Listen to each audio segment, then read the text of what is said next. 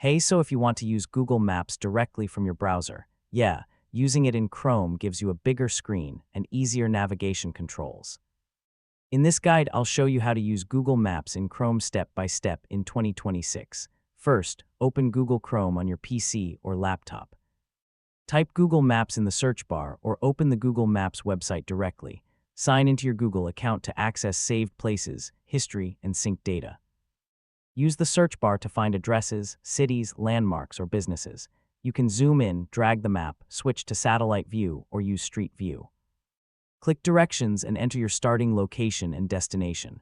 Select driving, walking, cycling, or public transport depending on your trip.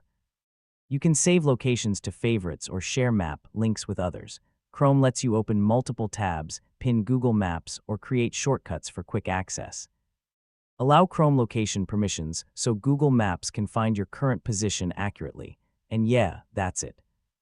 That's how you use Google Maps in Chrome for navigation, planning, and exploring locations in 2026.